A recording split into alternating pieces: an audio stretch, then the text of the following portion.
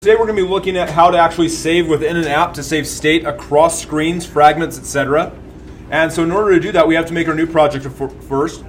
And so we're going to have this application. I'm going to do this for saving application or saving state. Company name, again, we're using CTEC as our standard company name. And the package name on this, CTEC.SavingState. But I'm going to edit this to start off. We're having our model view controller structure within our own package system in Android as well. So all I have to do is click on edit. And I'm going to go over here and .controller, because all of our activities, again, will fit inside that controller package, because our controller package is where the ownership of that activity is going to happen. And so keeping the same project state location, we're okay. And hit next on that. I'm keeping the same idea of having a nice minimum SDK. My minimum on this is going to be for 16. You can do 15 or above for class, that's fine. And I'm choosing simply an empty activity with nothing in it for this first version and hitting next. So for those of you who don't have empty activity, just go ahead and choose blank activity. That's fine. I hate the name main activity. We want to give this a little bit better, so we're going to have this is going to be our front screen. I'm going to call this the front activity. I do want to generate a layout file for this. That is a checkbox I want to make sure I choose.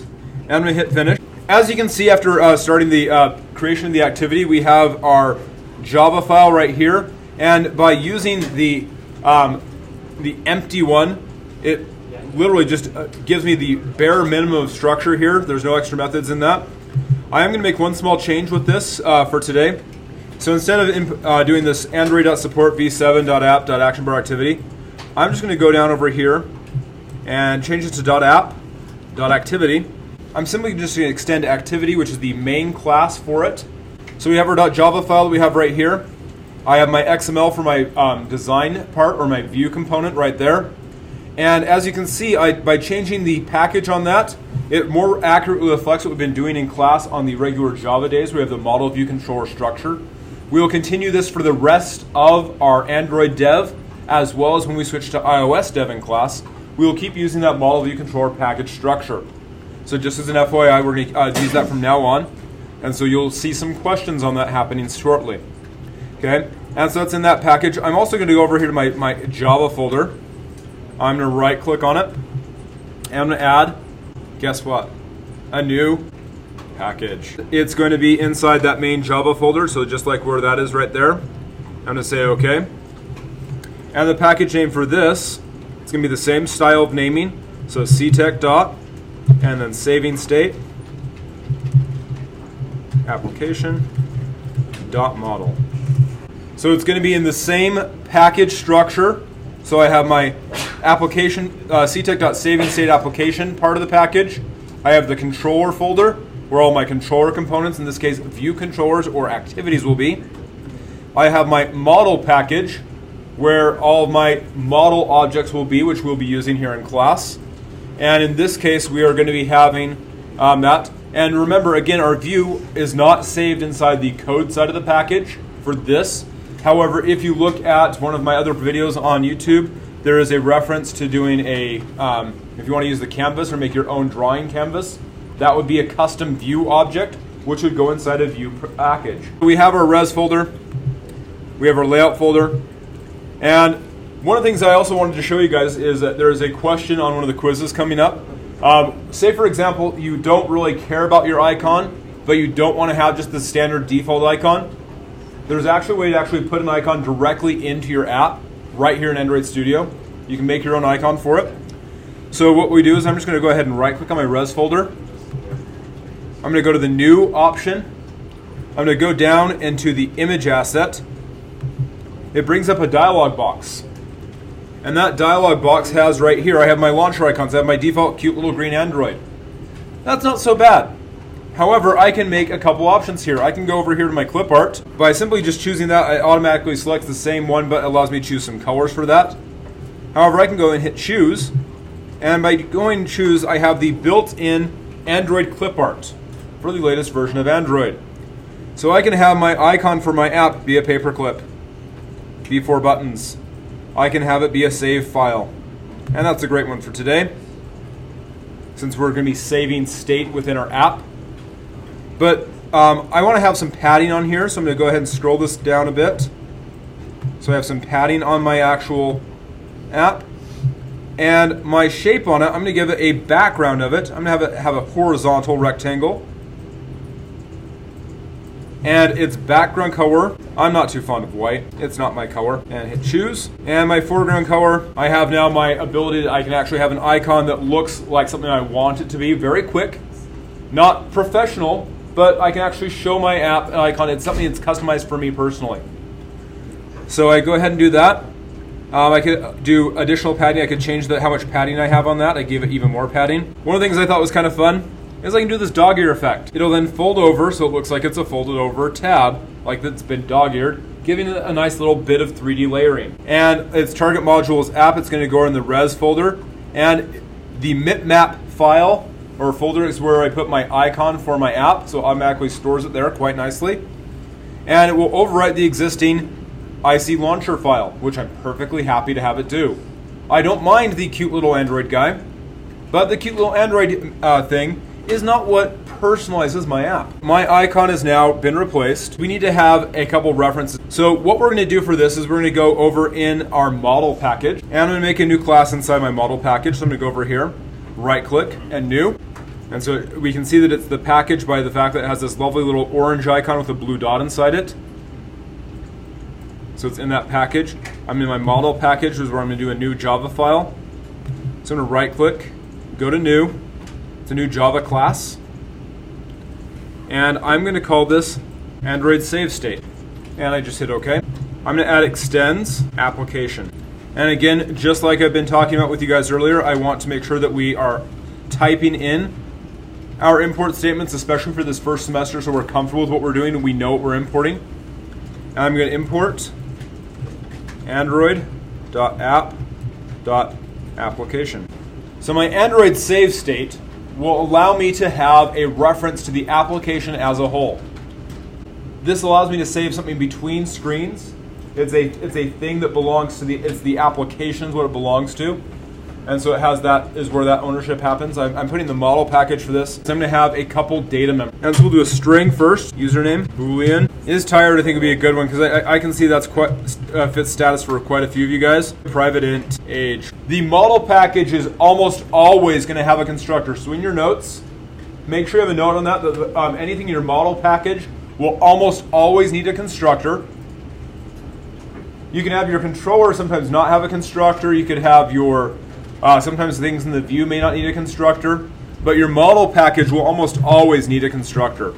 So this .username is default, this .isTired equals false, and this .age equals -0. So we need to make a getter and setter for each of our three different username variables. Or not username variables, each of our different data members, or our class variables, thank you.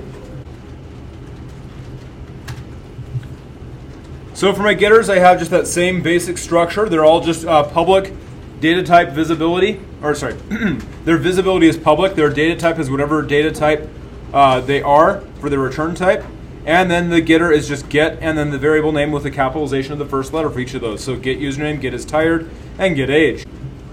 Again, all my setters look the same. It's simply public void and set, and then it's variable name for all three of them. They're all right there. And I have that so I can actually set those values that belong to this. For a more complex application, we'd obviously have more than simply just username, int, age, and is tired. But for this first little app that we're doing in class, that's perfectly acceptable. Because we're going to do some stuff we have not done before. So new stuff. Okay, everybody ready for some new stuff? So in your notes, this is new. So to save state, what we have to do is we have to actually give some information to our application that this is going to be our state for it. And to do so, we have to go over to our manifest, and we go our AndroidManifest.xml. And in our manifest.xml file, it's just XML. We've taken a look at this before. Again, remember that the activity that is the running activity will have the intent filter around it like this. But we're going to add to the application as a whole for this project. So in the application tag of XML, top line, I'm going to do Android :name equals quotes, and then I'm going to put the package and file for our project, our state project, which is our model, our application state. So Android application name right here inside my XML. This tag right here, or this property of the application tag, allows us to get a reference to the application extended class, aka the AndroidSaveState file, so we can have access to it within our activities and get reference to it. So this is a big thing. You want to make sure you have this in your notes. I can guarantee I'll put a question on this in something on how to save state where you have to reference it. But it's the Android : name, and then equals quotes, and then the package, and then the file, just like an import statement inside the quotes for that. So that's where I'm going to be putting the component piece where the state is saved. And if you notice right here on my icon, you can see the cute little version of my icon over here in the Manifest.xml. Okay, so I'm making a new blank activity or empty activity, and I'm going to use this as, I'm going to call this the back page. I'm generating a layout file. It is not a launcher activity, and it's inside my controller package. I'm going to go to my XML. I'm going to drag over a button, put it down at the bottom. I'm going to drag over a checkbox. I'm going to drag over a text field, and I'm going to drag over a number text field. The first thing I did is I named all of my fields. I started off with my button, then my is tired box, my name text, and my age text. If you get a small error over here saying that it's referring to button or something else like that, that means it's looking for button in its layout references. And so you can fix that by going over here on the XML side. And its layout is referring to, instead of the align right of submit button and align end of submit button, it's probably just saying button here. And you'd want to change that. So I've got that for those two components. I have my two edit texts. One's the name text, one's that. I want to add a hint to them so I know what to actually type there. So to do that, I'm going to go to the design style first. I'm just going to go over here to hint. I have my name text selected, and on its hint value, I'm going to type, and I get my lovely little message to type in your name, please. And then on my age text, type in your age, please. And I'm going to move them around. And so now I have type in your name, please, in that lovely soft gray text, which is the hint text. So when I try and type, it'll go away. I have Are You Tired? And I have my new button. Backpage XML, and I'm going to drag a text view and a button. I'm actually going to take the text out completely, so there's nothing in that text field. It is a completely empty text. It's set to be the very middle of my page. My button is right there. So I've not done a lot for XML. My XML is pretty boring for this. I'm going to close my XMLs because I'm done with them. And I'm going to go to my front activity.java. So I have a private application. I have to import that into my import list. So I'll go ahead and import that. Import, and I will have application, which is under android.app.Application. So I added imports for my button, edit text, and checkboxes, so I can access those widgets inside my code. I have an import for the application, so I can access my state of my app. Now these are gray right now because I haven't done any code to deal with them yet. I'm going to make some code for that right here. So I have references to those 3 different GUI widgets I have inside my app. I just put references to them in my code. One of the things I will do often in my code is I will chunk out my declaration section based on components. So all of my GUI components in one chunk, and then other components in other chunks. So the first thing I'm doing is I'm saying save state is getApplication. So this has to happen again after super.onCreate. It has to happen after setContentView, and it needs to happen before setupListeners. I'm going to now reference all my GUI components. It allows us to grab stuff from the user, so we're going to grab everything from that. So we're going to have a listener for our button. This should be an AndroidSaveState. I need to import ctech.savingStateApplication.model.AndroidSaveState. And on my getApplication, I need to cast that as a AndroidSaveState. My getApplication method gets the application controller, not controller, but the application file. But we have to turn it into the class that we made, the save state. So I have to cast it. Total brain fart, I apologize. And so my save state equals AndroidSaveState type of getApplication. And so instead of importing android.app.Application, I'm importing my personal class, the ctech.SaveStateApplication.model Android save state. Small change, but a big change. I have then the same chunk of code where instead of an application, I'm making Android save state. I cast it right here when I grab it. Inside my setupListeners, I'm grabbing the values from each of those text fields. So I'm doing nameText.getText.toString, which gives me a string value. I'm taking age, I'm doing integer.parseInt, passing it ageText.getText.toString. And I know that that only allows for integers, so that's why I don't have to do a check on it, because it's a number-only field. And then isChecked will say whether or not it's true or false. So now I'm going to use my object that is my save state. So I grabbed it right here on these 3 lines. And then I want to open my other screen with that user input. So I have my code right there. I just need to have my intent imported for that. So I'm going to go ahead and go up to my import statement, android.content.intent. So my backpage activity is the name of this file right here. Comment for this right here, this line. Open new screen. Again, giving yourself comments like this is a great tool.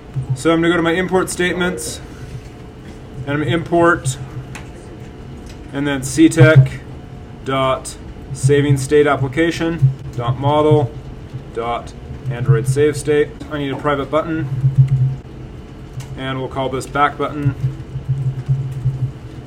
Private text field. It's a text view, excuse me. And this is user text.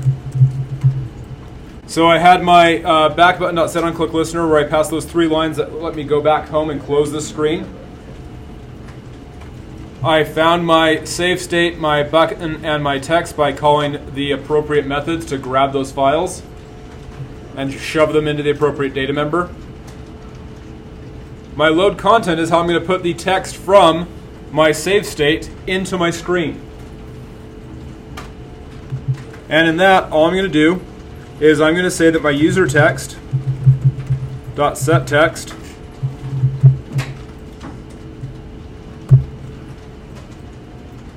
and I'm going to put inside there save state dot get username plus quotes is, and then plus save state dot get age. So I just had it so that my user text dot set text, and I'm saying is the username is that age, years old, and their retired status is either true or false.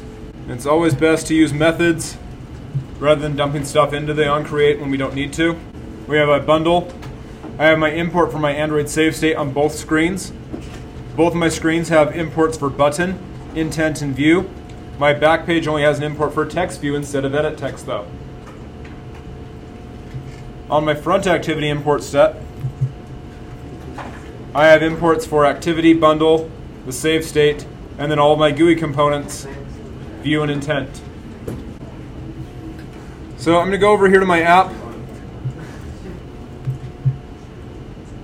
So here's my boring app. Type in my name, please. Cody. I'm going to type in my age. I'm trying to type in text, and notice that it doesn't accept text. But if I type in numbers, I can type in 435, no problem. Am I tired? No. I click the new button, and Cody is 435 years old, and their retired status is false. I go back. Now I should probably make it so I clear this out when I'm done, that make it even better. And so let's do this. Who wants to be my victim? Okay, Bodie. Bodie, how old are you today? I'm only 434. 17 or 18? I'm 17. And are you tired? Yeah. Yes. So I hit new, and Bodhi is 17 years old, and their tired status is true. So I can save information across screens with this tool. Who sees application use for this? Like they could actually find a way to use this in an app. Uploading something to Twitter, yeah. If you wanted to put something into Twitter, you could actually grab information from this, save it to something, and also upload it. So yeah, Twitter actually has an API call we can use, which we'll look at possibly later. But yeah, we can definitely use this to interface with other tools, like for your other information. Okay, so let's go back over here to our code and take a look at what we did, because I imagine some of you want to review this. So I'm going to go back over to my save state.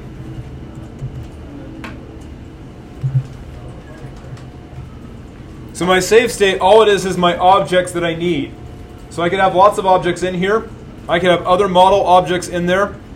So if, say for example, I had a user object, I could have a user object declared in here as well and have the reference to it. But since I'm just testing this out, that's all I'm using is just the name, Boolean, and int values.